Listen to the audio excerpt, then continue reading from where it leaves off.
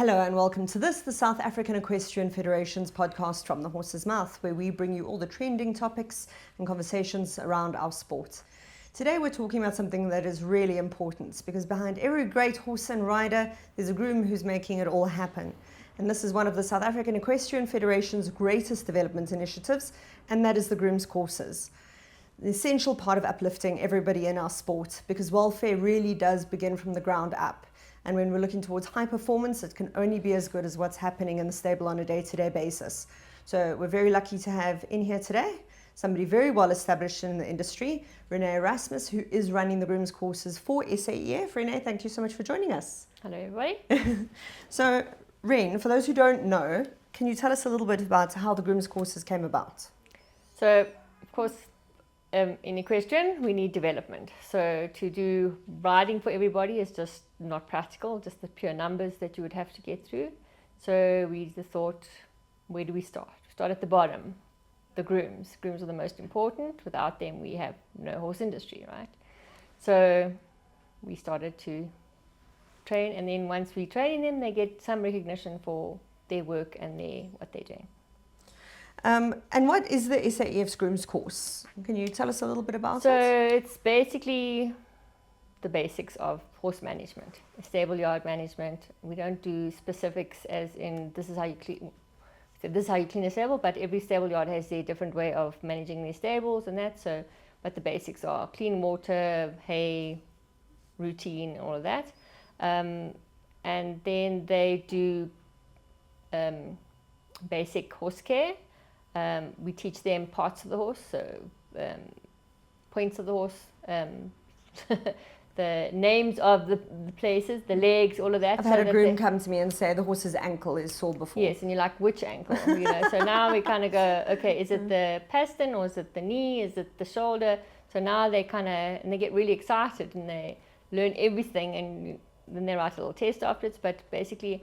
And then also handling of the horses. Okay, it's one of the big things that all of the other stuff is there. But a lot of the time they want to know, how do we handle this horse? It does this, it kicks, it bites. How do we go in the stable when it's doing that? And they kind of learn from the next groom who learned from the next groom. So they don't actually know why they're doing it.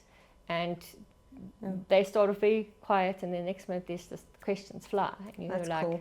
Yeah. I think there's also this misconception for a lot of people in the industry, that, well, I've asked my groom to lunge. And you go, have you taught your groom to lunge? How do you know that? So there isn't at the moment really an industry standard. So I think that's I think they really give them good. sort of a 5-minute, okay, this is what you do, and then they leave them, and they don't give them, well, this is why we lunge. Then they just kind of chase them around, and there's no real reason why they're doing that. Yeah, so, they're not understanding the greater. Yes. This is obviously one of the development projects. What are the other development projects that are under SAEF's umbrella? They do arena assistant courses, so teach them how to put the jumps up, what it should look like, the correct positioning of poles and all of that. Dressage letters, all of that. So they can go and do that. Coach the coaches, so another thing that they do. That's great. We're going to be speaking to Chad Cunningham about that shortly. Yeah, so he did that. There's officials courses, welfare courses. Safeguarding courses. Mastering the art of equestrian and event planning. So that's so cool. Okay. Yeah. Okay. So. And where do people find information about these courses? If you contact Mariette on development at saef.co.za. Okay. She'll send you any of the details, and then they often put on the Facebook if there's this course coming up or anything like that. Then so keep looking there. What gap in the South African equine industry is this trying to address? I think it's trying to address horse welfare. I think one of those things. Your grooms are the ones that work with the horses 24 hours a day, and if they aren't given the correct or the best way to handle a horse, then you're looking at safety for the rider, safety for the horse, safety for the groom, okay? One of the big things is the grooms. If they get injured, they have no work. They can't work. I mean, they're injured, there's not really, what do they do? So if we can teach them a much safer way to handle the horses, to work with the horses, to do everything, to catch everything earlier, then they're safe, the riders are safe, the horses are safe. So I It think really that's is a one of greater the- good. Yes. It's How would you describe the current state of groom education in South Africa? It's non-existent. I mean, it is. They learn, I think, depending on where they go to learn, but it's just a groom that somebody's brother or uncle or nephew or whatever that comes along and they need something to do, and they learn from their uncle or whoever, and they just follow them. They don't exactly get, this is how we do it. It's like, here's a horse, take it to the paddock, come back. Okay, hopefully that happens, but That's optimistic. is it the right paddock? Yeah. Did it end up in the right, you know? So it's a little bit of look and learn is how they've been doing it. So a lot of it is, some of the grooms really have a knack for it and they slip into it and it becomes second nature and they do it and they have the right feel for it. Others do it because out of necessity, and they kind of watch somebody do it. It might not be the right way, but that's the way they've learned. And 20 years down the line, that's the way they learned. And then you come along and we've had experienced grooms and you go, well, this is the way. Yes, it's not the way you've done it, but here's another way to do it. And this is why. This is another way to do it. This is why we do it. And they're like, oh, wow, that's so much easier. Oh, that's so much nicer. And they actually go back and do it. But then they're like, okay, but my boss wants the horse saddled up in 2 minutes. I don't have 5 minutes to ask the horse nicely to put the bridle on. It's like, well, somehow or other you're going to do it. It's going to take long now. It's going to take long later. It'll be much quicker, easier later. And they just, I mean, they're like little sponges, and whatever you show them, they really go and try it. It's not like they're adamant and they're like, no, well, that's not how I do it, and they'll try it. We've obviously, is Easter Festival going on, and it's just happened this weekend. And I'm looking at the high performance sport. Why are grooms, they're so critical to the industry, but also overlooked? Why is that? I think they just, I don't want to generalize, but I think they just look after the horses. But actually they know the horses better than anybody else. They spend time with them. They're there more than an hour a day or 2 hours a day. So they'll know if that horse is not quite at their peak. They watch them jumping, they watch them schooling, and they can probably give their riders a lot more instruction than they think, because they're watching. You might not think that they are, but they're watching and they're seeing their horse because they want their horse to perform. So they're going to make sure that their horse is looked after and do the best. So yeah, I think they're just overlooked because they're just there and that's their job and they're supposed to do that. But they are vested in it. I mean, they love those horses. This is obviously like part of incentivizing grooms, but what else incentivizes grooms to want to be at the top of their game? Recognition, I think, and if their horses do well, they obviously get that, oh, my horse is good, and you know, they compete with each other, I think, a little bit. And you know, sometimes they get reward for that, but I think a lot of the grooms, just giving them a certificate for their recognition of the work that they do or have been doing, they're just so excited, and they're like, when's the next one, you know? So and it's an easy thing to do, you know. Yes. So we've touched on this briefly, but how does the quality of your groom impact horse welfare and ultimately performance? So again, if your groom knows the horses, he knows maybe a bit more about how horses react to certain things, how horses behave in certain environments. They might be calm and relaxed at home and they're easy to handle, but when they get to shows, they're all over the place. So if you can kind of give them a little bit of some aids to assist the horse, so that when he does get to a show, they're not hanging on to this wild thing that they can't and get away and injure itself or something like that. So I think it helps them, give them a bit better tools to handle difficult horses or situations where, yes, we had a show, everybody's tense, excitement and all of that. So it all changes the environment. And I think also I think it was interesting listening to some of the riders talk about how they prepare their grooms at a weekend show. And I think for riders, it's often they understand how the show works.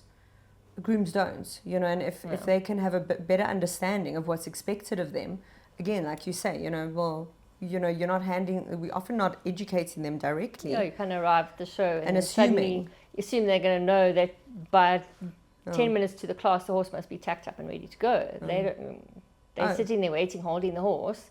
Maybe they needed to go to the bathroom, but nobody's told them, okay, I've got this class, this horse is jumping this one, here's the program, this is what I need to do. I mean, you need to give them a little bit of, but I think the more they go to shows, the more they kind of work it out for themselves, what's going to happen. And those riders that have really good grooms, the grooms ask the questions and they get it. Whereas a lot of grooms are a bit, my experience, they're too shy to ask. They're like, or how do I do this? I'm like, just ask somebody. When the vet comes, ask them, why are you doing that? Like, no, we can't do that. I'm like, you can do that. Of course you can. That's lovely. You absolutely can ask, why are you doing that? How do you do that? Can most people would love to. Yes, it's like, please don't be scared to ask. And if they say no, then you've asked. Yeah. It's like, but I think, it's really hard for them to do that. Of course. What are the risks to horses and riders when grooms are undertrained? Well, again, like you relying on your groom to put on a bridle and put on your saddle, and then you get on and maybe something's not done up correctly, and then you're jumping 1.50 meters. Hopefully you have an experienced groom doing that, and next minute you land on the other side and your girth gives way or your bridle comes off. You don't want those kind of things happening. And also being able to tell you the horse is not right today. Before it's actually colicking, it hasn't drunk enough. Or before it's leg, there's a bit of swelling on that leg. Please check it, like they know. They're putting those boots on every day. I spoke to someone who had sent a groom on your course, and they said they were laughing, and they showed me their phone, and they said, I'm just getting photos of horse poops all the time. He's like, I think this one looks fun. And I was laughing, and I was saying, but it's, and we were at a table with non-horse people, so it was a little bit terrible, because we were like, oh, that's great, I'd love to get that. And people are saying, what photo? And we're like, this, and they're like, ah. But the groom felt like he was going, I can recognize now that something's not right. It can save you a vet bill. Yeah. How does upskilling grooms elevate the entire standard of the sport? I think everyone wants to be educated. I think they want some form of recognition, but it helps in general well-being, I suppose. I think if you're saving, just like you were saying, if the grooms know what's expected of them and things are moving along quicker, you maybe get to one more horse a day. You get to less injuries, less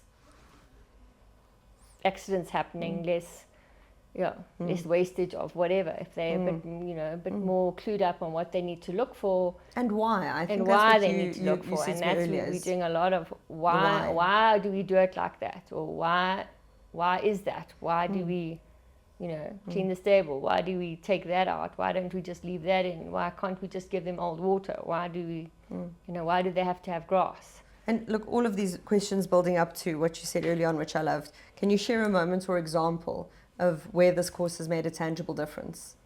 So the grooms get really excited. When I'm there, they're literally like, I get photos the next day, like, this horse has got this funny thing on its skin. What do we do with this? I'm like, okay, well, you can wash it with this, that, and other, or you can do this.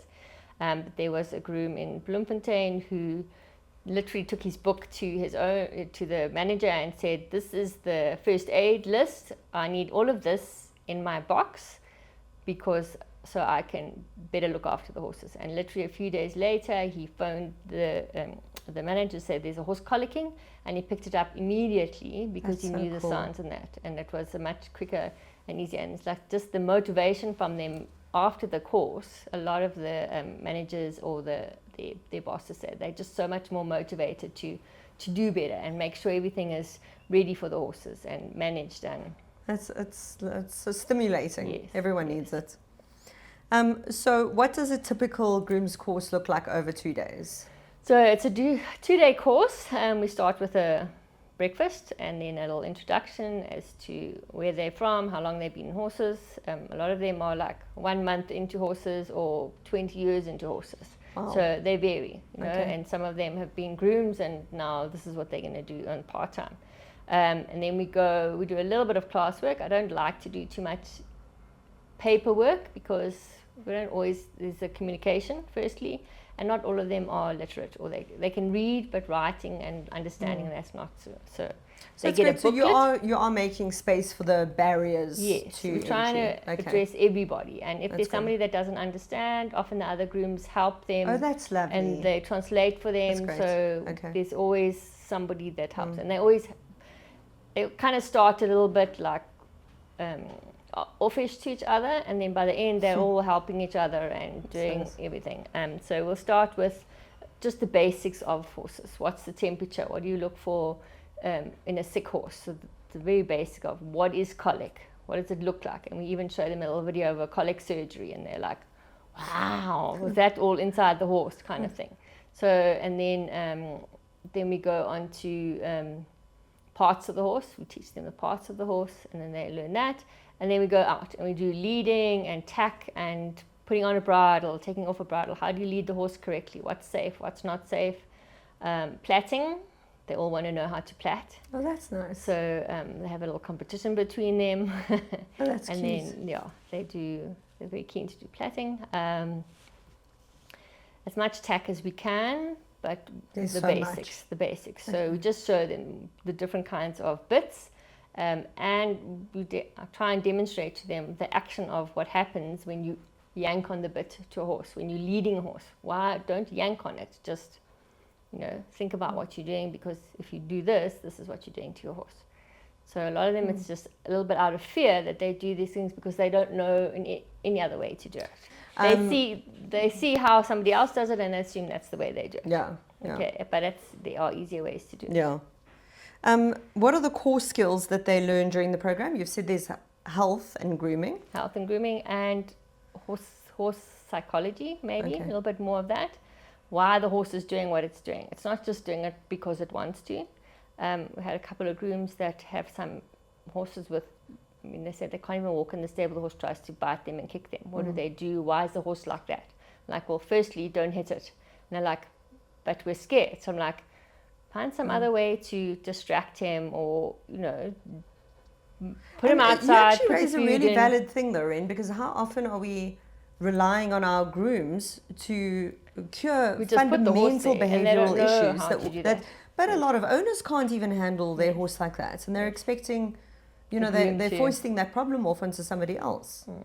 So a lot of it for me is mostly about handling horses.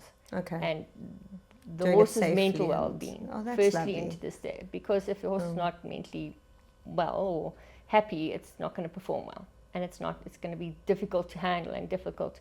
So I try and give them things that will help them, but again, I said it takes time. It doesn't happen in one day. So maybe you just stand in the stable, and every time you walk in there, give it a little treat, or that's nice. There's different ways. Cookies make everything better for everyone. Exactly. There's other ways to do it, or put it in the paddock, put the food in, put the horse back in.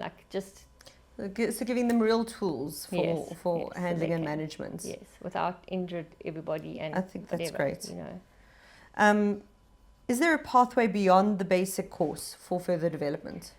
So we would love that we do. So at the moment they're kind of doing basic level grooming, and we would love to do a second level, identify those grooms that want to do a bit more, so that they can maybe go, not just be a groom, maybe they want to be a manager or go work in a tack shop. So this is actually looking at like a real career pathway development for them. Okay. So a lot of them have asked, when's the next course? What can we do? How do we become teachers? How do we, this is trying to do the next level. So but this is great. This is exactly what development should do. Yeah. So we're trying to get those, and if they are recognized enough to go internationally, would be the idea. It's not so easy, but so they do. To be clear, they do get a certification at the end of it. At the end of their 2 days, they write a little exam. Those that cannot write, we'll just ask them the questions, and they fill in the answers for them, and then they get a mark on that, and then they get a certificate at the end of the day, saying that they participated and they did that. And then they also kind of give them a little mark for handling of the horses, leading them. Oh, that's great. How do they pick up the foot? All those kind of things. Putting on a bridle, taking a bridle off, their plaiting skills, they get a little mark for that. That's cool. Yeah. So you say you are looking towards developing a second level course. Yeah. Okay. So that eventually maybe those could go on to do a module 1 or module 2 SIPSA. Now you're going to go into yes. that Yeah, there is a further development for them. And Okay. that they've got something to work for. It's not Well, just being a groom. I think, breaking through that glass ceiling and showing them that there are other opportunities in the equine industry for that. One of the standout aspects of this course is that it's free. Yes. Why was that decision taken? It's development. So why do you need to charge for development? I think it's the masses, and then it's open to anybody. Yeah. Whether you are a groom with somebody or you're a friend of somebody who wants to be able to do a groom. You don't have to pay for it. You can go and learn to do it. So regardless of, it's a groom, it's a mother, it's a sister, it's whoever wants to do the basic grooming course, they can do it. Somebody who has a horse who doesn't actually know what they're doing with the horse. Okay, that's great. So the Sinisa parents could come. Okay, that's great. Yes. That's lovely to know. It's open to anybody. So. Okay. So my next question was, who are these courses aimed at? Aspiring grooms, experienced grooms? Anybody. I mean, like I said, we've had very experienced grooms who come and start the whole introduction, like this is me, and I'm hoping to teach you something, but sometimes I learn from you as well. So it's and you learn something new every day. So I've learned more from experienced grooms than... Exactly. And even the 20 years down the line, grooms are like, oh, wow, I never thought about that. Okay, yeah. Or they know the stuff, but they're like, oh, now I understand why I was doing it. And I think the why is because you can take a shortcut without understanding that why. Yes. How do you ensure accessibility? Because obviously you're running this, you're based in Joburg.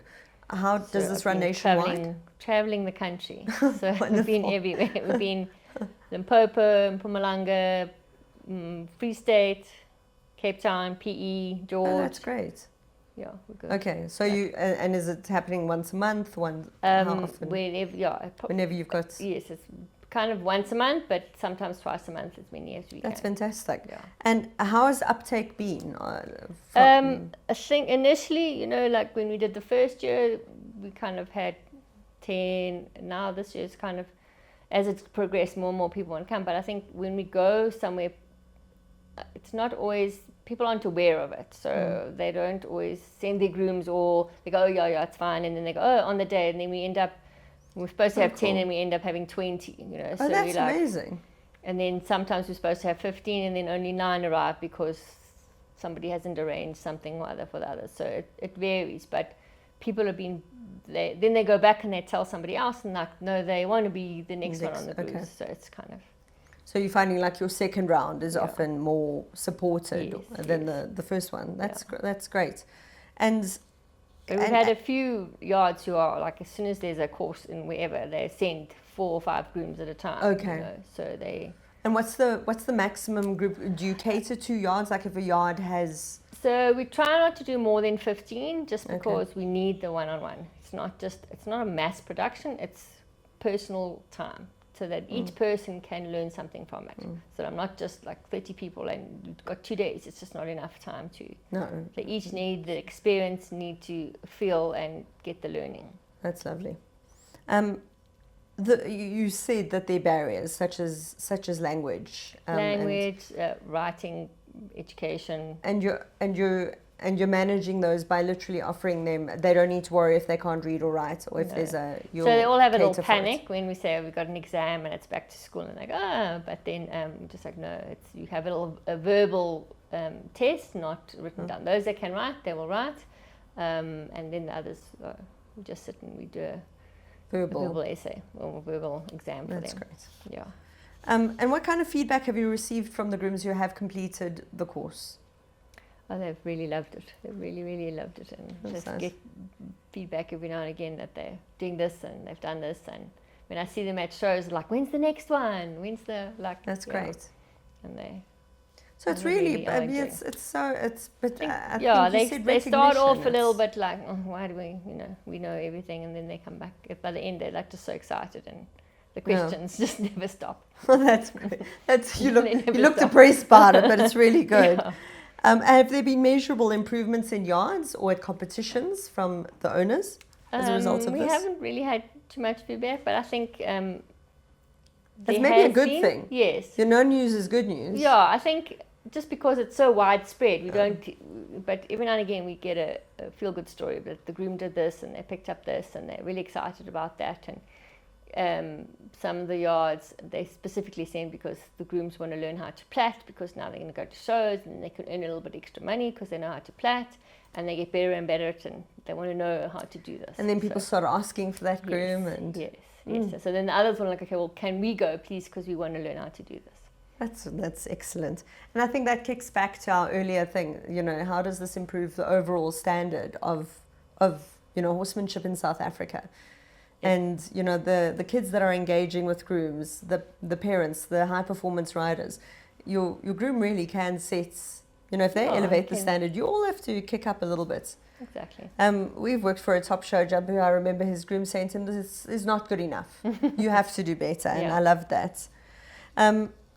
And are employers noticing a difference? Obviously, you've said some of them have sent some grooms. You said they then are wanting to send more grooms. So they're obviously seeing a difference in the grooms. Yeah, and the grooms, I think also they're starting to show a bit more of initiative, their own initiative to do stuff instead of having to be told to do this or told to do that. So I think that's they're not having to be managed so much. Yeah, and they're coming back to the managers picking up stuff, whereas before they probably didn't pick it up, whereas now they're kind of maybe giving them a bit too much pictures of the horses doing this and horses doing that, but it's too much what a information good problem is to better have. than not enough. Yeah. And how has the industry as a whole responded from riders and owners? They've been great. I think they've that's been super. really been. That's nice. Yeah.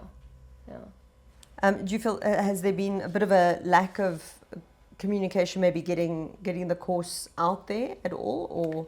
I think it's a bit obviously in the areas where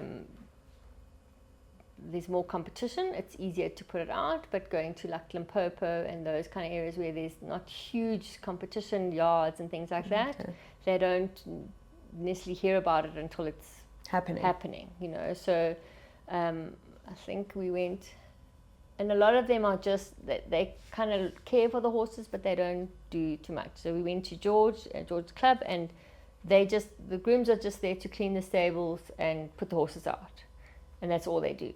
And they're like, but we want to tack up and we want to do this and we want to. So I'm like, we'll ask if you can do it. If there's and there's no cost, so there's no. So just ask if you can do it. If you want to, if that's what you want to do, ask, and they can show you how they want you to do it, and you do it, and But it's been really good. Those that hear about it, they bring the numbers, they bring the grooms, and I think they are seeing a difference in their grooms, their motivation for their grooms to do that. I think it's also really valuable. You say in one space, the grooms might only be required to do X, but sometimes you land in a situation where we've all had it before, where a gardener or someone has to step in last minute at a show. Someone's off sick, someone else is on leave. It's really worthwhile, especially if the course is free. Yes. To educate people who are in your ecosystem at every yard. Yeah. That's really great. Beyond the sport, what is the broader social impact of educating and empowering people like this? So one group of grooms we taught, it was a different program, but they were really excited to if they were in a township or something, that they could educate the people there, not just in their direct environment, but when they go home and there's a horse on the road or whatever, and people are not doing something, how they can educate those people and help those people to see the better benefit for the horse. So for me, that's like what you want. That's the goal you want. Not just where they work, but if they go somewhere, and it might not just be for horses, it might be for the next animal that they see on the side of the road or whatever. You mentioned it outside, and I just want to remind you of it because I thought it was such a critical part, and I know you've been involved in similar programs before, and the word you brought up was dignity. And I would just like you to speak a little bit about that, because you have been involved in so many of these things where it becomes a personal, a self-respect. And so one of the things is they get a little booklet. When they arrive, they get their own little booklet, and they kind of, do we have to give this back? Like, no, it's yours. You keep it. It's yours. You can keep reading through it. Just look after it, but it's your book. So they like, yay, we like somebody's giving us information. We can check it, and they can do all of that. And then the certificate at the end of the day, they're like, that's all they want. They want the certificate. They want that recognition of the work that they've done, so that they can go to their family or whoever and show them that they've got recognition for it. And that, I think, that just makes it all worth it. I think that's just really special, and I think it's so easy to overlook the basic, because we do overlook. Yeah, they're they're looking after the horses, but nobody actually, without them, who's going to look after the horses? Listen, and they do. They know they're 24/7. I've got a very lovely boyfriend who can't even see the difference. He doesn't know we have 2 bay horses, and he will go to fetch the one horse instead of the other horse very often. And I said to him, you better go kiss Jabu, because if it wasn't for him, you would have had a very, very horrible ride today. How does this initiative contribute to the transformation, upliftment, and sustainability of the industry? And we're talking about, obviously, there's this social license, I think how we're treating our staff is really important. I think that a lot of the managers and bosses and people that have grooms need a bit of education on how to treat them. They are important, and a lot of them aren't maybe treated to the best. They're trying their hardest. They might not understand what you're trying to tell them. It might be a language barrier, it might be a communication barrier, but just take a breath and give them a bit of a chance to explain why you want it done like that, not just shouting at them and screaming at them for whatever reason. We all have days that we are bad, but they are looking after your horse at the end of the day. And if you don't look after them, they're an ally. They're not a. If you don't look after them, they're not going to stay there. Then you're going to keep training the next one and that kind of thing. So I think it's common. I don't know. Just humanity. They are. Yes, they do work for you, but they are looking after a live animal. That's very important. And if you, it's. I think we also need to be conscious in our sport. There is a bit of a supply demand unfairness. Yes. So the conception is well, you can go, I can get somebody else.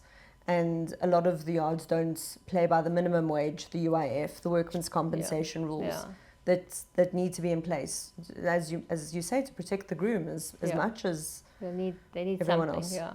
Can you tell us a little bit about the FEI supported Grow 100 initiative, which? Okay, so grow awareness of our women in as grooms.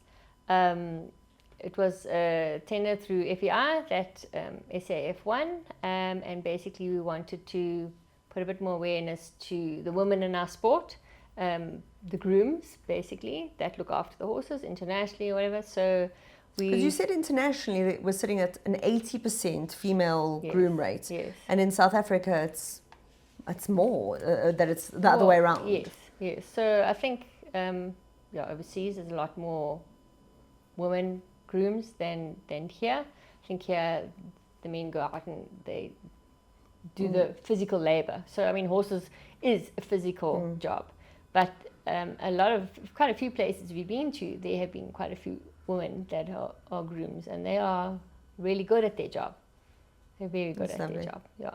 So the initiative is to get those ladies into a level where they can write their module 1 and 2. And that's the ICASA exams. So and then from there they can go internationally and be grooms. I mean, there's a real trajectory here in the development for SAEF. You have a clear pathway that is opening up multiple. It's not just about being a groom. There's lots of opportunities that lie ahead. What's the next step from That's great. If you don't want to be a groom anymore, or you want to go the next level, then there is an opportunity for them.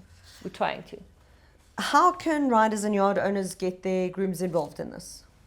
You just contact Mariette, ask her when the next course is, or can you organize a course? We have a yard here and we have 15 grooms that we can organize, and we'll try and get there. So and Renae will hop on a plane and or in my car, and off we go. Come over. Yeah. And where can people find information and register? On SAEF's Facebook, hopefully they're going to put that up. Otherwise, just contact Mariette at development@saef.co.za and just send her an email and she'll give you any information that you need. I think you said that they are looking to put more about it on the website at the moment. Yeah. And what's next for the program? Expansion, advanced courses, specialisations? We would like to do a level 2 for the grooms so that they can, there's a lot of them are like, when's the next, they want to learn more, not just the basics. So that will be the next step. And then who knows from there. And what would success look like for you for this initiative in 5 years' time? That we have done as many grooms as possible and that they can pass their knowledge on to the next groom that comes into their I think that's lovely. And that the horses are happier. Horses are happy, grooms are happy, owners are happy. It really just does speak to that, like we used the word ecosystem earlier on. Yes. I think that's really what we're looking for. Especially now when horse welfare is of that much importance. Paramount importance. Our sport's under such a spotlight and we really can't be seen to... Yeah, it takes one. But as you said, I think you raised a really valid point. As much as we're focused on the horse welfare, and we have had incidences at showgrounds before, for national championships, where people are so worried about the stabling and they haven't even thought about where their grooms are going to be staying for that. And we need to, especially in South Africa, where I think we have a very low barrier to entry with grooms and horses. Overseas, it's unaffordable to have people help you. A lot of people DIY it. And in South Africa, we're so fortunate, we really need to look after that. Yeah, especially the good ones. Especially the good ones. And make more good ones. Yeah. And if they see how the next one's treated, then they'll want to carry on doing that. Is there anything else you want to add? No, just book your groom. Book your groom. Horse. I think that the email address is is development@saef.org.za. Oh yes, sorry. But you can stay tuned to the SAEF's Facebook page. There is a lot of information about the grooms development courses there.